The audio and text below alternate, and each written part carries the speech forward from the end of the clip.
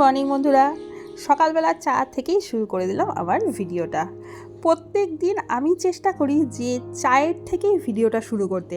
কেন বলো তো, ওই বলে না যে সকালবেলা একটা চা খেলে তারপরে এনার্জি সহকারে আমরা সমস্ত কাজগুলো করতে থাকি, সেরকমই আমার মনে হয় যে ভিডিওটাও যদি আমি চায়ের থেকে শুরু করি তাহলে ভিডিওটার যে এনার্জিটা সেটা অনেক গুণ বেড়ে যাবে।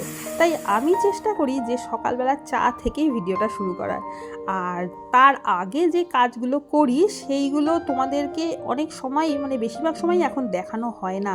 তা ইচ্ছে করে দেখাতে, কিন্তু কি হয়, তাড়াহুড়োর মধ্যে আমার কাজগুলো হয়ে যায়, তো তাই আর ভিডিও করে উঠতে পারি না।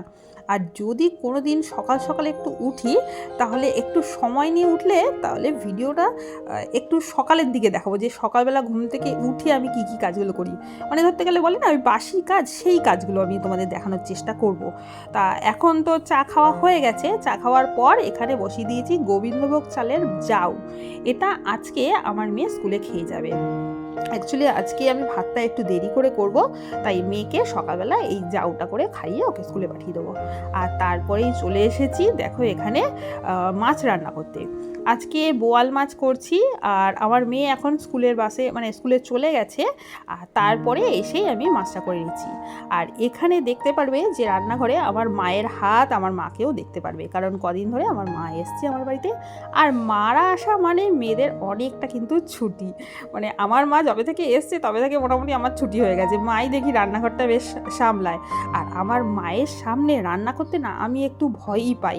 আমার মা এত সুন্দর রান্না করে, সেখানে মায়ের সামনে দাঁড়িয়ে রান্না করব, বেশি তরবর করব, সেটা আমার দ্বারা হয় না। এখানে দেখো সর্ষে বাটা দিয়ে, সর্ষে বাটা দিয়ে বোয়াল মাছ করে নিলাম। আর এই রেসিপিটা আমি আগে অনেকবার শেয়ার করেছি, তাই এটা আর শেয়ার করলাম না। আর সর্ষে পোস্ত দিয়ে বোয়াল মাছ সবাই মোটামুটি জানো। এখানে মাছটা কেমন দেখতে হয়েছে বলো। আজকে আমার হাজবেন্ড নিয়ে এসছে বোয়াল মাছ। মা যেহেতু এই মাছটা ভালোবাসে, আর আমিও যদিও ভালোবাসি, তাই মা ও নিয়ে এসছে বোয়াল মাছটা। আর এখানে দেখো আমি আর মা দুজনে মিলে রান্না করছি। একদিকে ডাল বসিয়েছি, ওদিকে দেখলে মাছটা হয়ে গেল। আর একদিকে দেখো পটলের একটা পোস্ত করব, সেটা একটু আলাদা করে করি আমি। তা সেই রান্নাটা আজকে করছি। আর মা বললো তাহলে তুই যা, আমি তাহলে রান্নাটা করতে থাকি।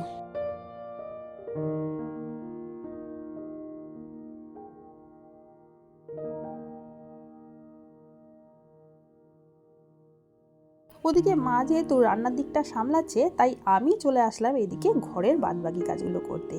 এখানে প্রথমেই চলে এসেছি বিছানার চাদরটা তুলতে, কারণ অনেক দিন ধরে দেখছি তোষকটা বেশ নোংরা হয়ে পড়ে রয়েছে, কিন্তু ঝাড়া হচ্ছে না।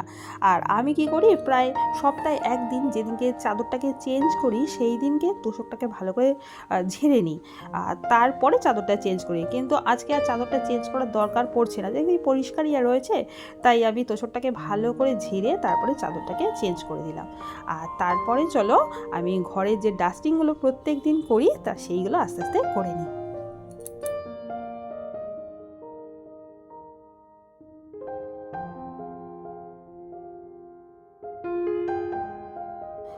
তোমরা তো দেখতেই থাকো যে প্রতিদিনই আমি এই ফার্নিচারগুলো, মানে এই যে ঘরের ফার্নিচার, সেইগুলো টুকটুক করে পরিষ্কার করতে থাকি।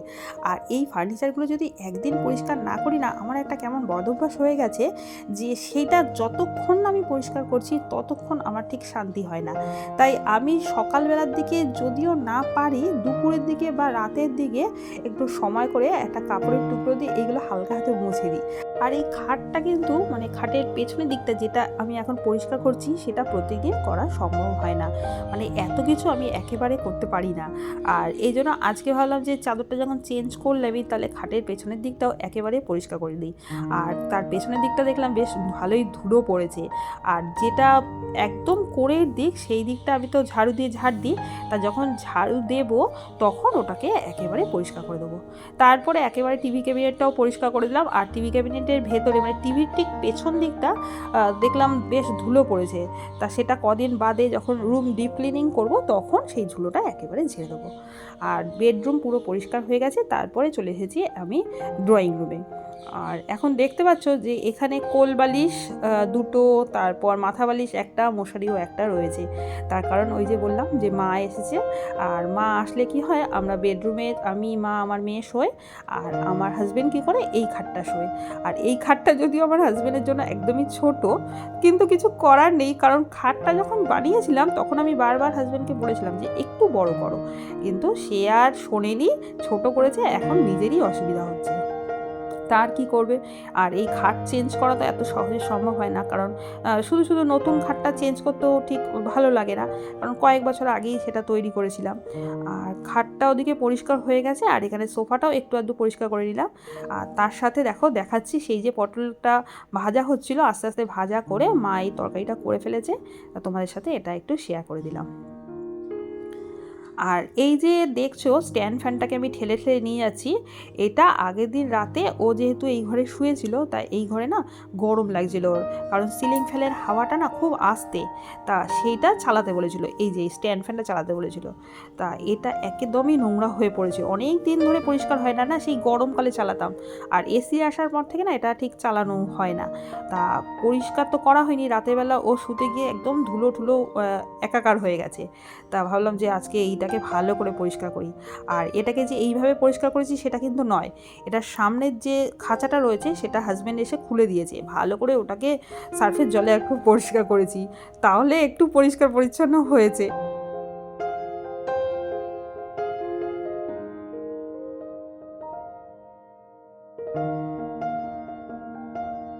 সমস্ত কাজের মাঝখানে আজকে আবার ডাইনিং টেবিলটাও পরিষ্কার করতে চলে আসলাম, কারণ আজকে একটু সময় আছে, বললামই যে মা ওদিকে সামলাচ্ছে, তাই এদিকে ঘরের কাজগুলো আমি করে নিতে পারছি। তা আর ডাইনিং টেবিলের কাভারটাও নোংরা হয়ে গেছে, তা ভাবলাম না তুলে ভালো করে পরিষ্কার করে নিই।